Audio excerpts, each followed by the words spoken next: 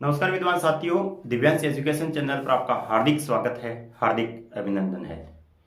सभी विद्वान साथियों को उज्जवल भविष्य की बहुत बहुत शुभकामनाएं। साथियों, अपन चर्चा कर रहे थे सेकंड ग्रेड में एसएसटी में जो समांतर माध्य मतलब सेंट्रल टेंडेंसी का जो टॉपिक जोड़ा गया है, उसमें समांतर माध्य के संदर्भ में चर्चा कर रहे थे। कल अपन ने पढ़ा था, थोड़ा सा रिव्यू कर लेते हैं अपन।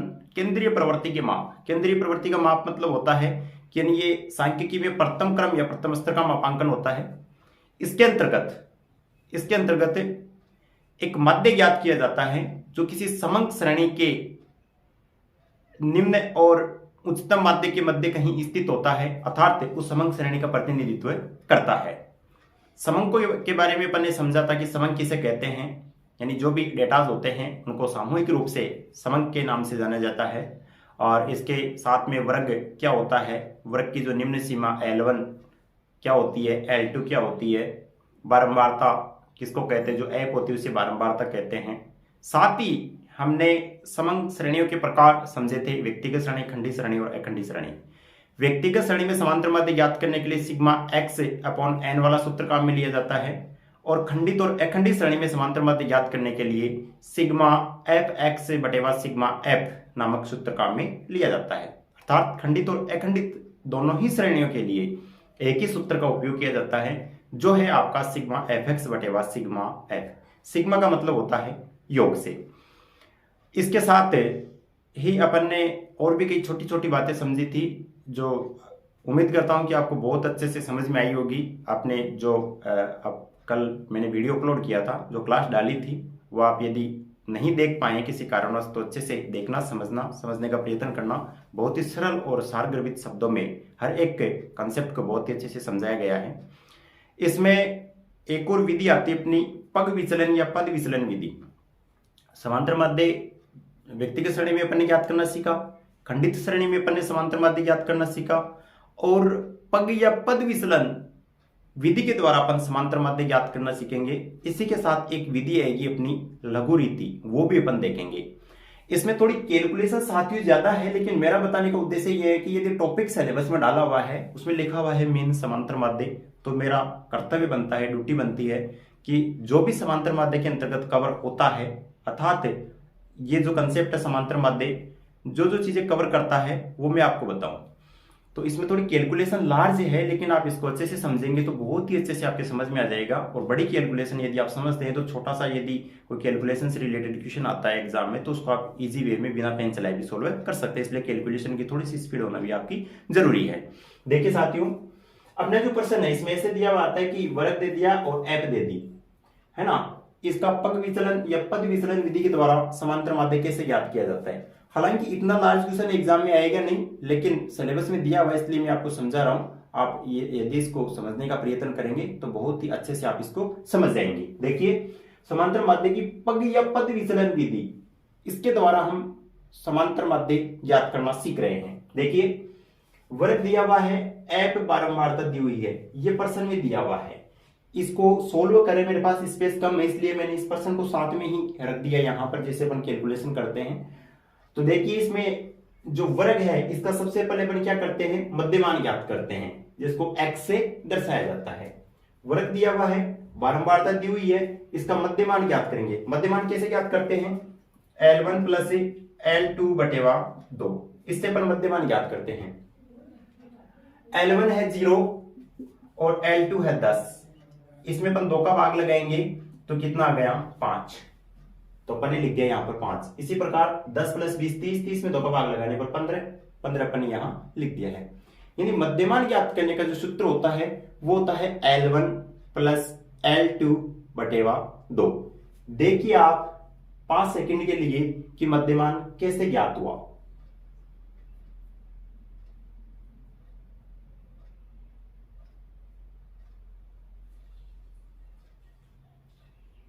समझ गए होंगे। L1 प्लस L2 बटेवा 2, 0 प्लस 10 बटेवा 2 बराबर 5, 10 प्लस 20 30 हुआ, 30 बटेवा 2 बराबर 15, 20 प्लस 30 50, 50 बटेवा 2 बराबर 25, 30 प्लस 10 40, 40 बटेवा 2 बराबर 30 प्लस 40 70, 70 प्लस 2 बटेवा 35, 40 प्लस 50 90, 90/2 बराबर कितना आया 45। अर्थात इन दोनों को जोड़ दिया अपन ने, 2 का भाग लगाया, 10 में 2 का भाग लगाने पर 5, 10 20 30 में 2 का भाग लगाने पर 15, 20 30 50 में 2 का भाग लगाने पर 25, 30 + 40 में 2 का भाग लगाने, 30 + 40 70 में 2 का भाग लगाने पर 35, 40 + 50 90 में 2 का भाग लगाने पर 45।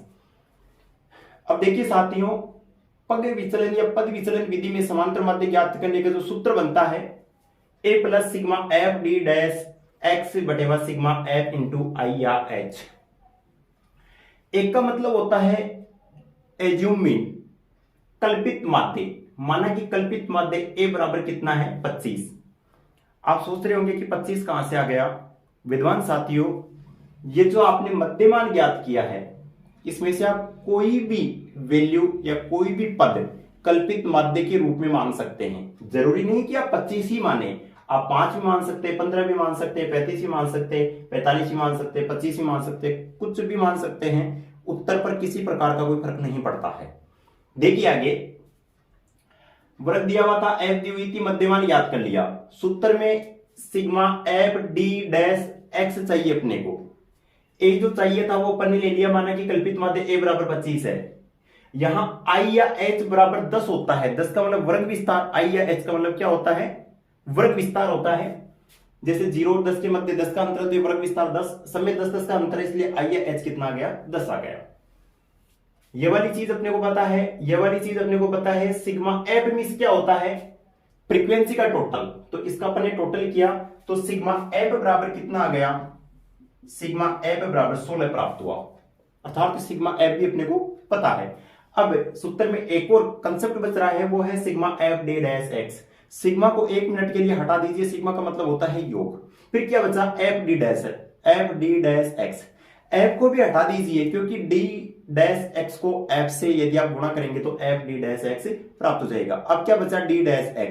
d डैश x कैसे ज्ञात करें, देखिए साथियों, d डैश x ज्ञात करने से पहले dx ज्ञात करना पड़ेगा। dx कैसे ज्ञात करोगे आप, dx बराबर x माइनस a, यानी x में से a घटाते जाएंगे तो dx प्राप्त हो जाएगा।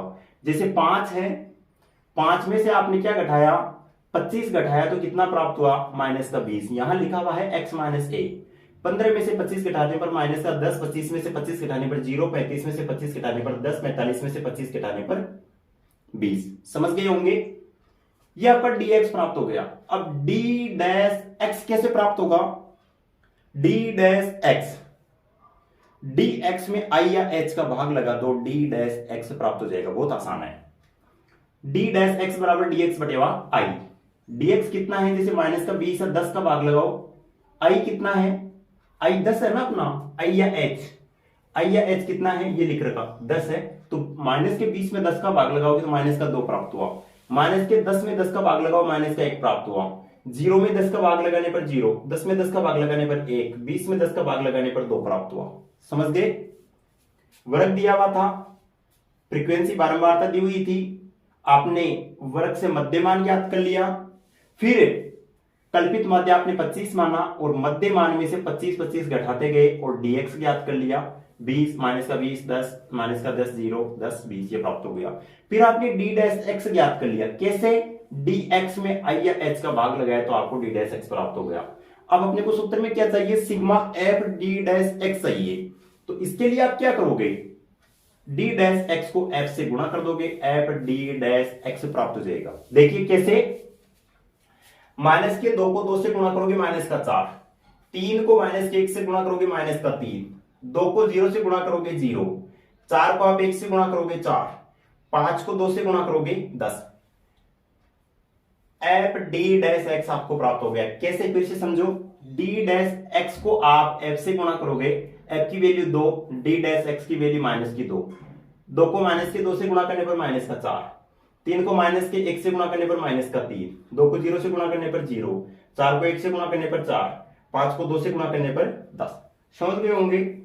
तो ये आपका sigma f d dash x थोड़ा बारीक है, आपको दिखाई कम दे रहा होगा, मैं आपको बोल के बता देता हूं। यहां पर मैंने जो लिखा है sigma f d dash x बराबर, इसका मैंने टोटल किया है। टोटल कैसे, माइनस को एक जगह जोड़ लो और प्लस को एक जगह जोड़ लो। -4 और -3 कितना हुआ, -7, 7 हो गई माइनस के, प्लस की कितने हुई है 4 + 10 14 हो गई प्लस के।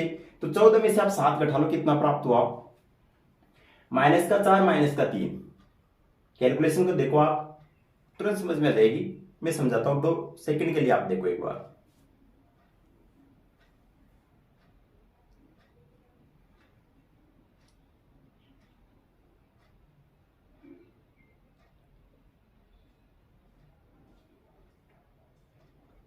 समझ गए होंगे। माइनस माइनस वाली संख्या को एक जगह जोड़ा, माइनस का 7 आ गया, प्लस प्लस वाली संख्या को एक जगह जोड़ा, प्लस का 14 आ गया। 14 में से आपने 7 घटाए तो कितना आ गया 7 आ गया। ठीक है, अब सूत्र में आपने आप मान रखोगे a plus sigma F D dash x बटे व सिग्मा एफ बराबर इंटू आई या एच। फिर से बोल रहा हूं मैं सूत्र आपके लिए, समांतर माध्य एक्स बार बराबर a plus sigma F D dash x बटे व सिग्मा एफ इंटू आई या एच। सूत्र में जितने भी मान अपने को चाहिए वो सब के सब अपन ने याद कर लिए हैं। एक बार कैलकुलेशन को आराम से फिर से समझो। वर्ग दिया हुआ था, एफ दी हुई थी, वर्गों से मध्यमान याद कर लिया। समझ गए, वर्गों से मध्यमान याद कर लिया और कल्पित माध्य 25 माना अपन ने, और कल्पित माध्य की सहायता से अपन ने dx ज्ञात कर लिया। यानी x में से कल्पित माध्य की जो वैल्यू है 25 वो घटाते गए और dx प्राप्त करते गए। dx के बाद में dx की वैल्यू में, प्रत्येक वैल्यू में i या h जो अपनी 10 है इसका भाग देकर d डैश x प्राप्त कर लिया। फिर अपन ने f की जो वैल्यू है यानी फ्रीक्वेंसी जो भी है इससे अपन ने d डैश x से गुणा किया और f d डैश x प्राप्त कर लिया। फिर से समझिए, d डैश x की जितनी भी वैल्यू है इसको f से फ्रीक्वेंसी से गुणा करवाकर f d डैश x अपन ने प्राप्त कर लिया। फिर अपन ने sigma f d dash x प्राप्त किया और सूत्र में मान रखा समांतर माध्य x बार बराबर एक का मान है कितना 25 plus sigma f d dash x का मान कितना प्राप्त हुआ आपको 7 भाग सिग्मा f का मान कितना है 16 इंटू सिग्मा f का मान ये 16 इंटू आई या एच कितना है 10। अब अकॉर्डिंग टू बोडमास पहले मल्टीप्लाई का जो साइन है इसको अपन सोल्व करेंगे। तो 25 प्लस 7 इंटू 10 70 बटेवा 16, 25 प्लस 70 में 16 का भाग लगाने पर 4.37 तो बराबर समांतर माध्य कितना प्राप्त हुआ 29.37। यह है आपकी समांतर माध्य ज्ञात करने की पग या पद विचलन विधि। अब मैं आपको एक और विधि बताने जा रहा हूं जिसे कहते हैं समांतर माध्य ज्ञात करने की लघु रीति। समांतर माध्य ज्ञात करने की लघु रीति। ठीक है विद्वान साथियों, इसके बाद में अपन एक और विधि समझेंगे जो है प्रथम एन प्राकृत संख्याओं का समांतर माध्य कैसे ज्ञात किया जाता है। उसके बाद में समांतर माध्य की विशेषताएं और वो बातें जहां से समांतर माध्य के प्रश्न आते हैं और उन पॉइंट्स को अपन हाईलाइट करेंगे। आपके लिए मैं उनको उजागर करूंगा जो भी छिपे हुए तथ्य हैं पॉइंट्स है, ताकि आपके एग्जाम के लिए जहां जहां से प्रश्न संभावित बन सकते हैं वो तथ्य आपके सामने आ जाए और एग्जाम में जब भी प्रश्न आए तो आप उसको तुरंत क्लिक कर सको। तो बने रहिएगा क्लास में, प्रमाणित नहीं करना है। हाँ तो देखिए साथियों, पग विचलन विधि अपन ने अच्छे से समझी है, आपको इसमें कोई भी दिक्कत नहीं आनी चाहिए। पग विचलन विधि बोल दो या पद विचलन विधि। अब लघु रीति इससे थोड़ी सी डिफरेंस है, ज्यादा डिफरेंस नहीं है, थोड़ी सी डिफरेंस है। देखिए इसी फॉर्मेट में मैंने आपको बता दिया है, ये वाला जो पग विचलन या पद विचलन विधि में अपन ने जिस उदाहरण की सहायता से समझा है उसी की सहायता से अपन जो लघु रीति है ये समझने जा रहे हैं। समांतर माध्य ज्ञात करने की लघु रीति या विधि। वर्ग दिया हुआ है, वही बारंबारता है और उसी तरीके से x ज्ञात करते हैं और उसी तरीके से dx ज्ञात करते हैं। समझ गए? सूत्र इसमें लगता है a plus sigma F D X बटेवा सिग्मा एफ।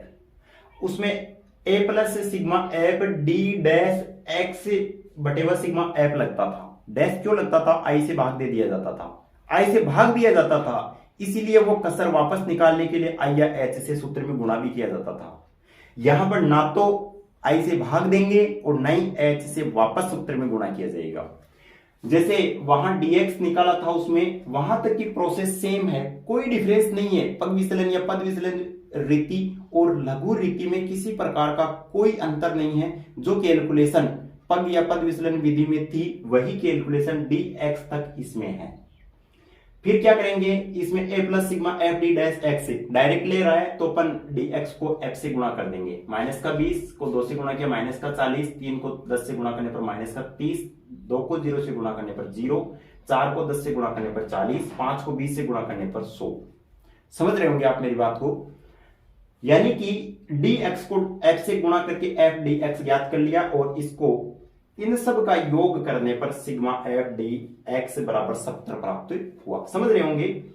40 और 30 को जोड़ने पर 70, माइनस का 70 प्राप्त हो गया। यहां लिख देता हूं 70 का माइनस का तो है 70 और प्लस के हैं 100 प्लस 40 140, ये प्लस के हैं 140, तो प्लस के कितने प्राप्त हो गए 70। समझ गए ना, प्लस के 70 प्राप्त हुए। कल्पित माध्य वही 25 है, कुछ भी मान सकते हैं कल्पित माध्य आप, 25 मानो 35 मानो, लेकिन मानना वही है जो इसमें दिया हुआ है। 45 मानो 5 मानो कोई फर्क नहीं पड़ेगा। माना कल्पित माध्य बराबर 25 है, आई या एच 10 है ही, हालांकि इससे कोई लेना देना भी नहीं है आई या एच से। समांतर माध्य एक्स बार बराबर A plus sigma F D X बटेवा सिग्मा एफ, ये वाला सूत्र लगता है इसमें 25 plus sigma F D X का मान 70 है, 70 बटेवा सिग्मा एफ का मान कितना है 16 है। फिर से समझिए, समांतर माध्य x बार बराबर, एक बार आप समझो इस कैलकुलेशन को 10 सेकंड के लिए, फिर मैं आपको समझाता हूं, तुरंत समझ में आएगा।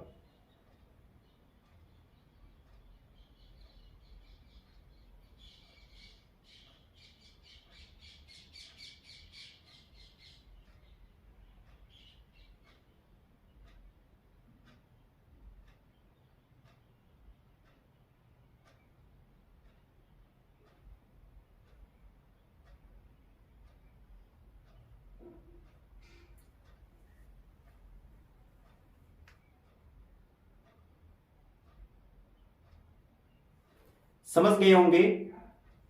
समांतर माध्य x बार बराबर a plus sigma F D X बटेवा सिग्मा एफ, a का मान 25 plus sigma F D X का मान यहां से उठाकर 70 रखा और सिग्मा f का मान यहां से उठाकर 16 रखा। 70 में 16 का भाग दिया, वही 4.37 और 25 प्लस 4.37 बराबर 29.37।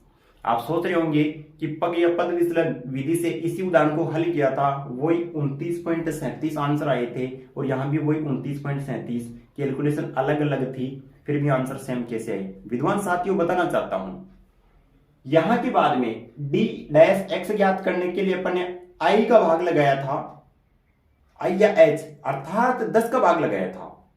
फिर sigma F D dash x ज्ञात किया अपन ने, फिर उनका योग किया, फिर यहां sigma A plus sigma F D dash X बटेवा सिग्मा एफ किया, भाग लगाया था आई या एच का, इसलिए वापस आई या एच से गुणा किया था। भाग लगाया था तो यहां गुणा भी तो किया था, बात तो वही आ रही है। पहले भाग लगाकर अपन ने कम कर दी वैल्यू और फिर इसको क्या कर दिया, गुणा कर फिर से बढ़ा दिया। ठीक है, इसमें क्या किया अपन ने, ना ही तो भाग लगाया आई या एच का, अर्थात ना तो अपन ने डी डैश एक्स ज्ञात किया और न ही अपन आई या एच से गुणा कर रहे हैं। समझ रहे होंगे आप, डायरेक्ट डी एक्स को अपन एफ से गुणा कर रहे हैं, एफ डी डैश एक्स प्राप्त कर रहे हैं, sigma F D dash x किया अपन ने और सूत्र में मान रखकर उत्तर निकाले अपन ने। ठीक है, पग विचलन या पद विचलन विधि, या संक्षेप में पग विचलन विधि और लघु रीति में क्या अंतर है।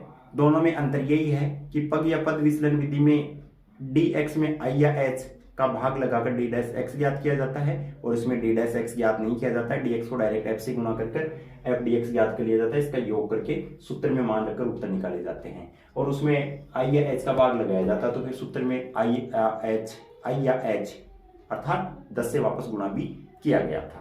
समझ रहे होंगे आप। तो ये थी आपकी पग या पद विचलन रीति और लघु रीति, दोनों में काफी हद तक समानता है। बहुत ही अच्छे से और सरल से सरल भाषा में, सरल से सरल तरीके से मैंने आपको समझाने की कोशिश की है। फिर भी यदि दिक्कत आती है तो आप वीडियो के नीचे कमेंट कर देना, एक बार और से समझा दिया जाएगा। लेकिन जहां तक मेरा मानना है 99.99% वीडियो के नीचे कमेंट करने की आवश्यकता नहीं पड़ेगी। यदि फिर भी आवश्यकता पड़ती है तो वो आपकी कमी रहेगी, मेरी कमी नहीं होगी। देखिए फिर से समझा देता हूं एक बार। वर्ग दिया हुआ है, f दी हुई है, मध्यमान निकाला है, dx निकाला है, यानी x माइनस a करके अपन ने dx निकाल लिया। a क्या है 25 है, ठीक है। फिर dx को f से गुणा कर दिया, f dx आ गया, इसका योग किया, सिग्मा f dx बराबर 70 प्राप्त हुआ, सिग्मा f बराबर 16 प्राप्त हुआ।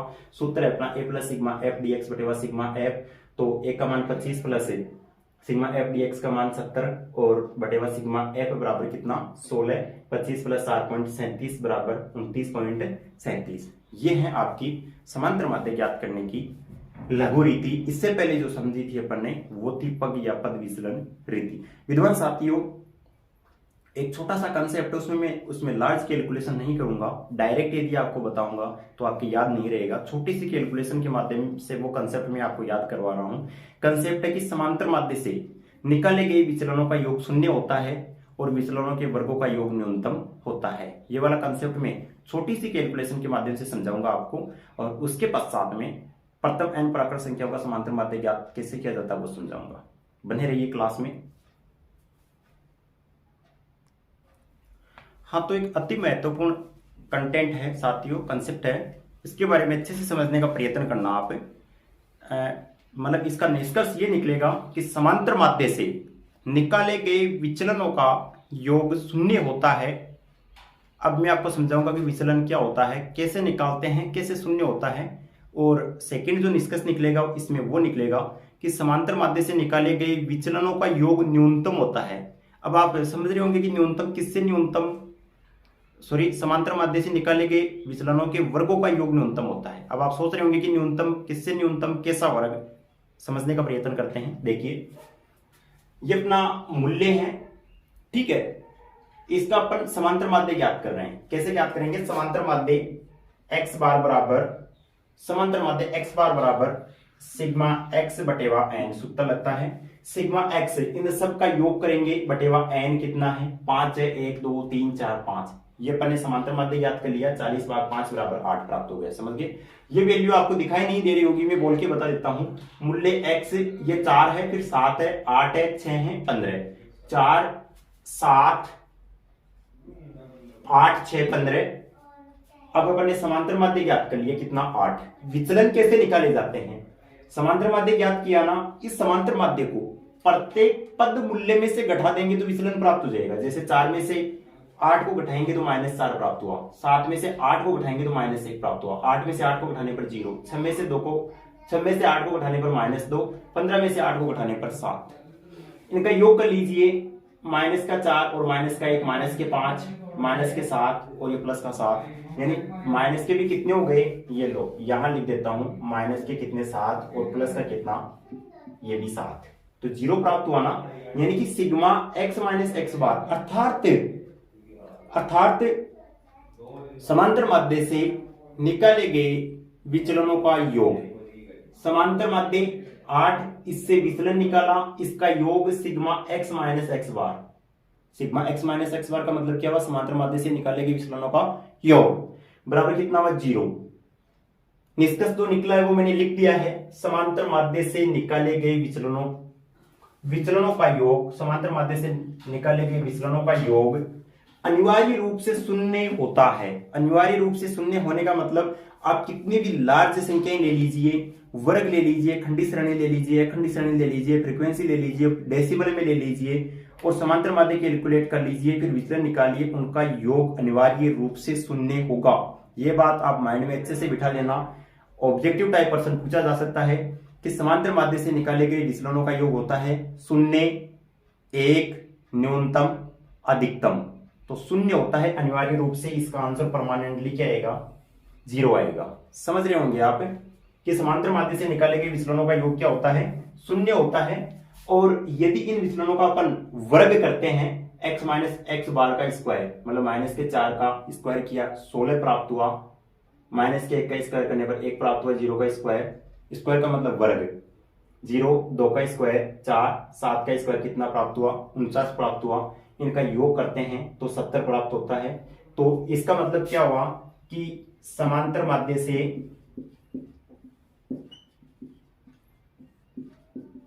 से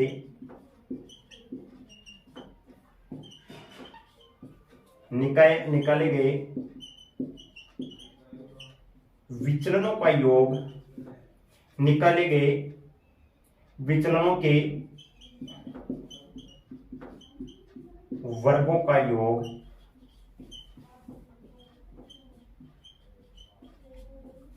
न्यूनतम होता है। समांतर माध्य से निकाले गए विचलनों के वर्गों का योग न्यूनतम होता है तथा समांतर माध्य से निकाले गए विचलनों का योग अनिवार्य रूप से शून्य होता है। और समांतर माध्य से निकाले गए विचलनों के वर्गों का योग न्यूनतम होता है। समांतर माध्य से निकाले गए विचलनों का योग अनिवार्य रूप से क्या होता है? शून्य होता है। दोनों निष्कर्ष फिर से बोल के बता रहा हूं। समांतर माध्य से निकाले गए विचलनों के वर्गों का योग न्यूनतम, समांतर माध्य से निकाले गए विचलनों के वर्गों का योग न्यूनतम होता है। और सेकंड निष्कर्ष जो है, समांतर माध्य से निकाले गए विचलनों का योग अनिवार्य रूप से न्यूनतम होता है। अब इसमें आपको कंफ्यूज हो रहा है कि आपने लिख दिया कि समांतर माध्य से निकाले गए विचलनों के वर्गों का योग न्यूनतम होता है, किसके आधार पर आपने कंपैरिजन किया? विद्वान साथियों, इसी प्रकार से आप विचलन मध्यका और बहुलक से भी ज्ञात कर सकते हैं। आपने समांतर माध्य, मध्यका और बहुलक से विचलन ज्ञात किए, उनका वर्ग किया और वर्गों का इस तरह से योग कर लिया, तो समांतर माध्य से निकाले गए जो विचलन है उनका योग मध्यका और बहुलक से निकाले गए विचलनों के वर्गों के योग से कम होगा, अर्थात न्यूनतम होगा। समांतर माध्य, मध्यका और बहुलक तीनों से आपने विचलन निकाले, तीनों का आपने इसकी तरफ वर्ग किया, फिर योग किया, तो तीनों के वर्गों के योग में जो न्यूनतम होगा वो किसका होगा? समांतर माध्य से निकाले गए विचलनों के वर्गों का योग न्यूनतम होगा। उम्मीद करता हूं कि आपको ये जो मैंने 3 कंटेंट आपको बताए आज, पग विचलन या पद विचलन रीति, लघु रीति, और इसके साथ ही ये आपका जो समांतर माध्य से निकाले गए विचलनों के वर्गों का योग न्यूनतम होता है और विचलनों का योग शून्य होता है, ये वाला कंसेप्ट है। और इसके साथ ही प्रथम एन प्राकृत संख्याओं का समांतर माध्य कैसे ज्ञात करते हैं वो भी मैं आपको अभी बताने जा रहा हूं।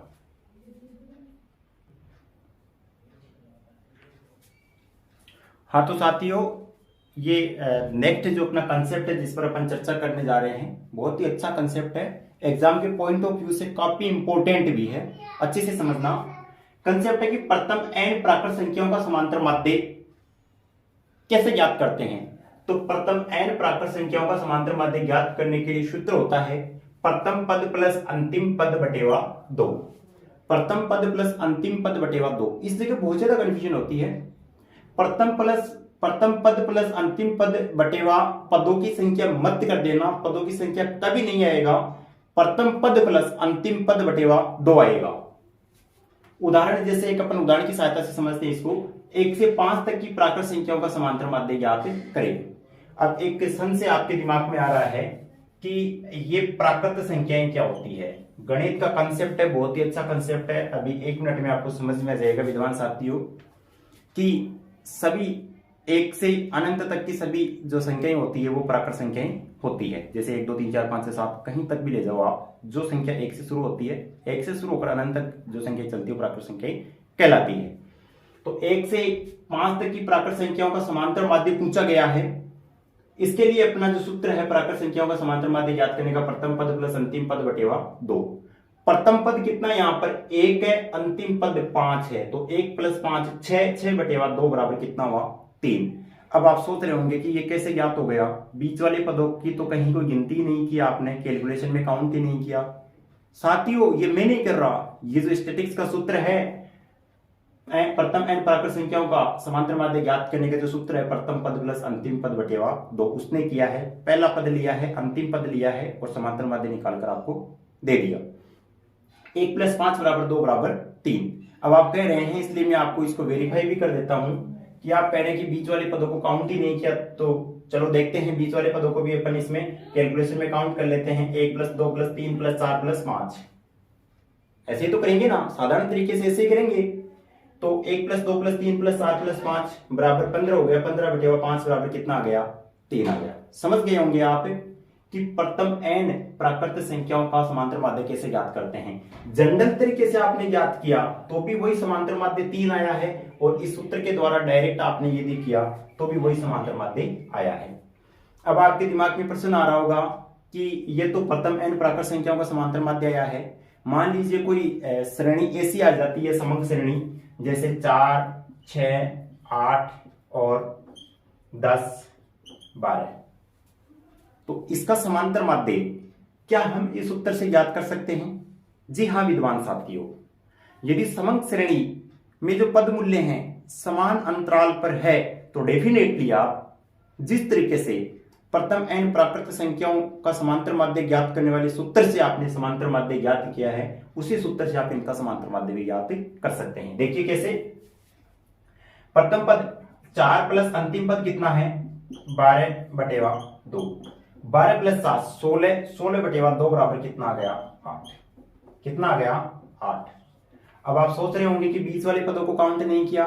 देखिए कैलकुलेट करके बताओ उत्तर सही आए कि नहीं आए। जी हाँ कैलकुलेट कर लेते हैं। 12 प्लस 8 20, 20 प्लस 10 30, 30 और 10 40। 40 में आप किसका भाग लगाओगे 1 2 3 4 5 का भाग लगाओगे। 40 भाग 5 बराबर कितना आ गया 8। यानी कि साधारण विधि के द्वारा आपने समांतर माध्य ज्ञात किया तो वही उत्तर प्राप्त हो रहा है। और जो ये आपको मैंने सूत्र बताया इससे आपने समांतर माध्य ज्ञात किया तो भी आपको वही उत्तर प्राप्त हो रहा है। समझ गए होंगे आप कि प्रथम n प्राकृत संख्याओं का समांतर माध्य कैसे ज्ञात करते हैं।